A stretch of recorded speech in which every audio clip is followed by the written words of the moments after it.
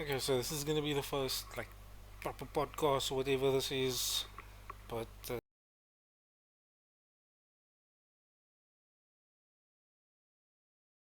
just thought I'd get my thoughts out there into the world, if you will.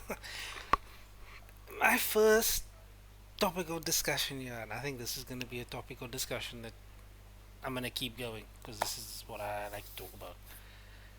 Um, the Stormers, the Stormers, the Stormers, the Stormers. What is going on with the Stormers?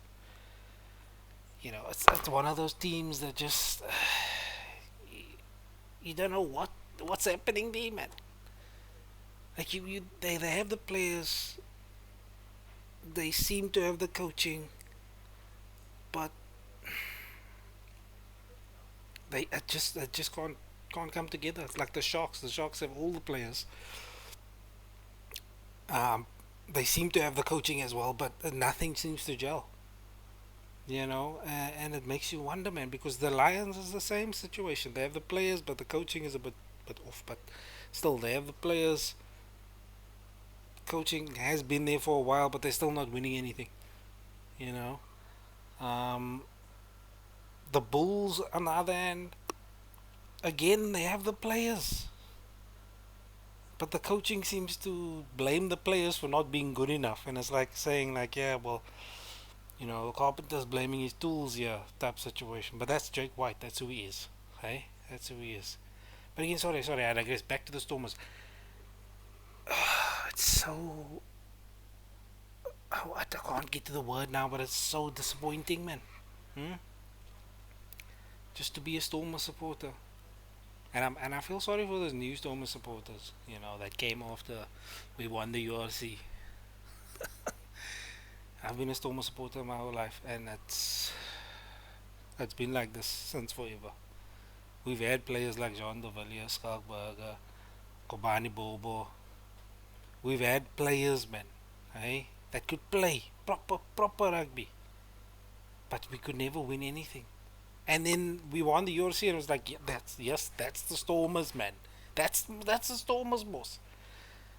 Turns out, nah, it wasn't even close. We've lost most of the games since then.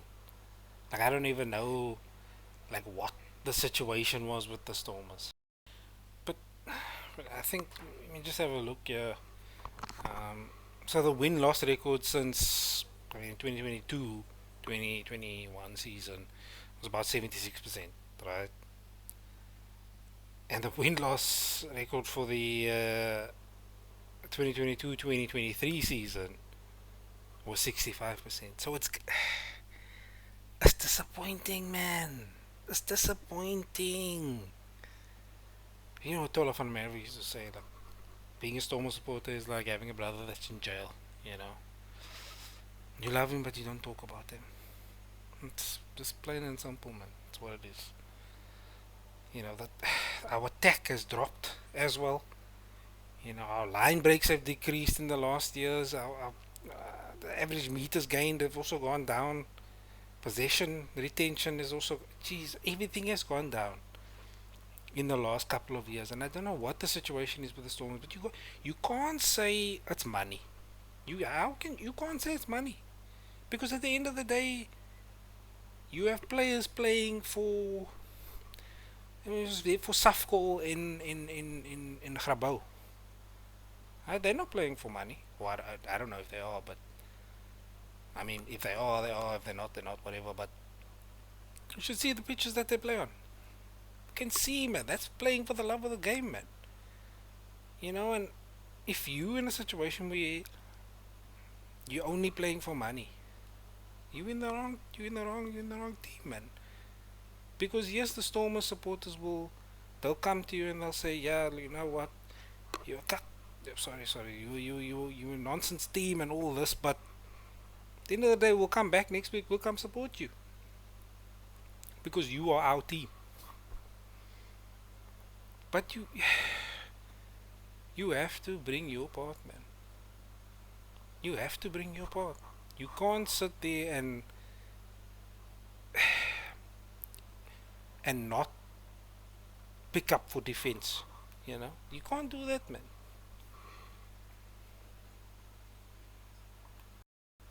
And yes, we lose. We lost team. We lost players. Sorry, we lost players like Namakaba or some to the Bulls, right? But and we have players like Dion Fourie. That's there for the jackal. There for the tackles, there for the turnovers. But at the end of the day, it's a team sport, man. You can't sit here and just say, oh yeah, but we have 12 players or however many it was this year that just ended up being injured. Okay, it's hard luck for them. But at the end of the day, man, we have a squad of what, 50 people that we have on the payroll. So you telling me that 12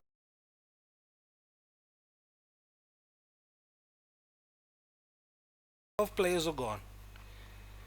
We have about 50 people there. And they can't make up the team. Why aren't these guys playing club rugby in the meantime? Hmm? Why aren't they just pulling their weight, man? Just doing their part. Because at the end of the day, I know this is a team sport, and it seems like the team is not gelling proper.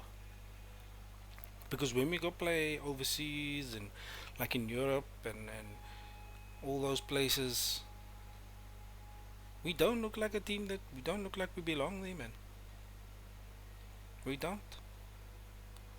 Because, but if we play now this weekend, if you look at this weekend, we played against the. Oh, we didn't. That wasn't this weekend, but it was a derby between the Bulls and the Sharks. Well, the Bulls and the Lions. Sorry, the Bulls and the Lions. And that looked like it was the tightest game. It looked like a nice game of rugby. But last week the Bulls lost. The Bulls got hammered last week, and then the Lions also. So now, and then you come here to the Stormers, and I'm watching the Stormers game, and I feel like we could do something. I feel like we could do something, but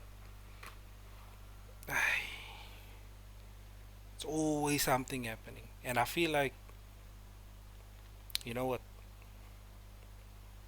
It's a team sport, but I'm not gonna blame people, you know. But there's players in the team that do things that's not supposed to be done at certain moments, and you have look. I'm all for flair. I'm all for flair, right? But you need to play conservative rugby when you can, or when you should rather. Let me put it that way. If the ball is there to be kicked out because you don't have players around you that can attack with you or that understand your attack, or kick the ball out, reset. There's no harm in that. Reset. Because then because we know in South Africa our set pieces, it needs to be good, because our set pieces are our strong foundation from whence our attack can come from. Right? So I players like, say for instance, like Warwick Galant, he played well this weekend. No, he did play well, but he's trying too much, man. The early Damian Willemse, the one that just came out of high school, man. That guy, I was trying too much. Like, we knew he was good. Like, I'm talking about Damien now, for instance. We knew he was good. No, we knew Damien was good. But now he was still young, man. Now he was trying to say, "Hey, I need to show all these people I'm that guy." It was when I don't know when it happened, but it was, I think, a couple of years after he started playing, when he kind of got into his own and he just played. He just played, and that's when we saw, okay, right, yes, this is the Damien we know. Because before then it was like, what's this guy doing here, man? He doesn't deserve to be here. But then after a while, it came out to say, okay, his maturity came out. He knows how to play this game. And the thing is with Warwick, is that he treats everything like a situation requires flair. Like even the way he kicks and all that stuff. It's not. Look, your technique for kicking is meant to get the most distance out of it. If you're gonna kick out, alright. But if you kick in a way that you know is aimless, for lack of a better word, then the opposition will see that, and it might come as a surprise. But oppositions can now they can counter your flair, man, because they know it's not at this point. It's not flair. It's reckless. It's you being reckless. All right, you being the brother that says, okay, right, let me now, let me try and fake this and do this and do this. There's so many things that lead to tries based on things that, and it's not just Galant now, for instance, it's other players as well that tried their luck and all this stuff. And it's like, guys, what are we doing, man? We need to do things in a simple way at the Stormers, man. If we're gonna play like we're a touch rugby team, then we must do it in all facets. We must throw out the window this get the ball off kickoff, set piece, kick the ball out, line out, and then set piece from there. Leave that. Get the ball from kickoff, play touches, go. Because at the end of the day, it's people doing things at the wrong time, man. You need to be conservative when you don't have support. You can't run your way out of everything. And I mentioned it before. If you think about like Safcol or Saldana Rugby Club or all those clubs, even with them, they won't run the ball out to the back. Why? Because they know, okay, that guy is gonna come hit me now. Or if I pass to this guy, he's gonna hit him because I know him. I know my teammate can't step. So why do you do? You know what? I think they must send these people, yeah, the Stormers team. They must send them into different clubs all over the Western Cape. Let them play rugby again, man. Let them play rugby again, man. Because now they're playing like they don't want to be there.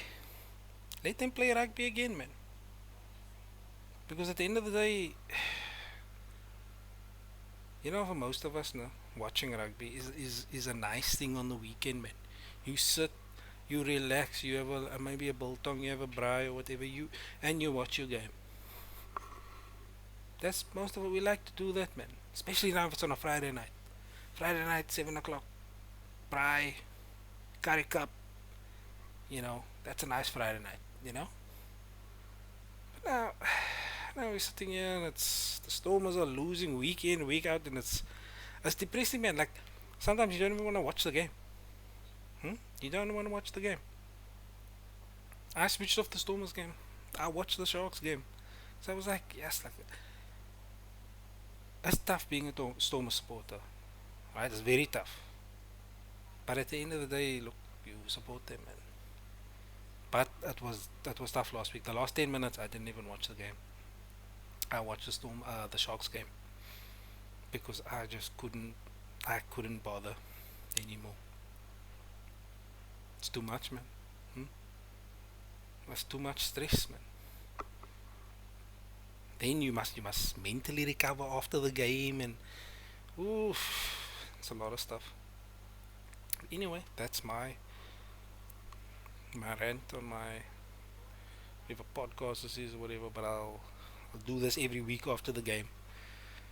I This is how it goes. This is how it goes. Stay safe out there, guys. Cheers, bye.